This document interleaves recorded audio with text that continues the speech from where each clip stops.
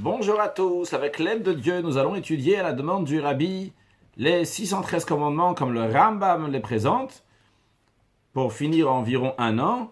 Dans les 4 premiers jours, dans les 4 premiers cours, nous allons apprendre des klalim, les shorashim, les règles que le Rambam dit, comment on compte les 613 commandements. On ne compte pas n'importe quelle chose qui a l'air d'un commandement, il faut savoir dans quelle est la règle, qu'est-ce qui compte comme un commandement et qu'est-ce qui ne compte pas parmi les 613 commandements.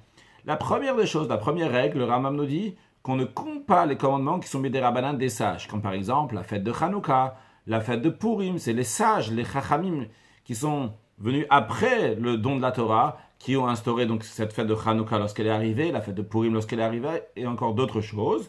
Donc ça ne rentre pas dans les 613 commandements. La deuxième règle, le Rambam nous dit, dans la Torah, on apprend des choses avec les 13 manières d'étudier la Torah. Yud Gimel Midot Shatorah Nidreshet Baem.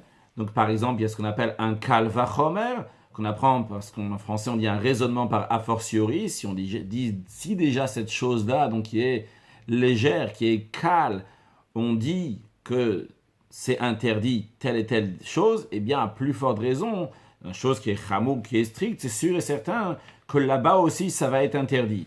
Eh bien ça c'est une manière donc de 13 midot shatorah nidreshet baem. Eh bien ça ne fait pas partie des 613 commandements, les choses qu'on apprend, qu'on déduit de ça. De même, les choses qu'on apprend par une dracha ou un ribouille, parce que ça a été interprété. Par exemple, il y a écrit kabed et avicha, il y a écrit honore ton père. Le mot, on aurait pu dire kabed avicha, honore ton père, sans dire le mot et avicha. À quoi sert le mot et? Le mot et pour nous dire qu'il faut aussi respecter le grand frère. Donc ça ne rentre pas dans les 613 commandements. De même, en ce qui concerne donc une dracha, par exemple, il y a écrit Dieu dit à Moshe Rabbeinu, tu vas leur enseigner le chemin dans lequel ils vont aller, l'action qu'ils vont faire. Nos sages expliquent que ça veut dire le chemin c'est Gmilut Chassadim, de faire du bien. Yelchou, aller, ça allait visiter le malade. Il y a écrit Ba, le mot Ba, dans ça veut dire enterrer les morts. L'action va être amassée, ça c'est les dinim, c'est les lois. Asher Yasun, qu'ils vont faire, ça veut dire ce qu'ils vont faire encore mieux. Lifni Mishurat Adin, même si on ne leur a pas demandé, qu'ils vont faire encore mieux. Le Rambam dit toutes ces choses-là, en fait, c'est des très très belles choses, des choses importantes. C'est une interprétation, c'est une dracha, mais ça, ça fait pas partie des mitzvot. Ça rentre dans la mitzvah de Ve'av Talereach Kamocha. Tu vas mettre ton prochain comme toi-même. Donc c'est pour cela que tu vas enterrer le mort, aller visiter le malade. Lorsqu'il est malade, tu vas lui faire du bien, etc. Mais c'est pas en tout cas, c'est une dracha, ça rentre pas en tous les cas dans les 613 commandements.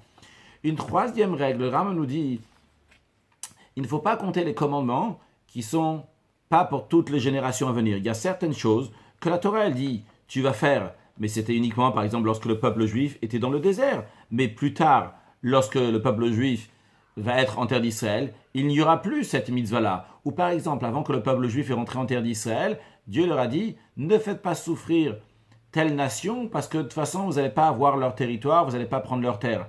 Ça fait pas, c'était un commandement qui était uniquement pour les Juifs avant qu'ils vont rentrer en terre d'Israël. Donc, eux, ils ont ce commandement-là, mais nous n'avons pas ce commandement. C'est la raison pour laquelle que ça ne fait pas partie des 613 commandements.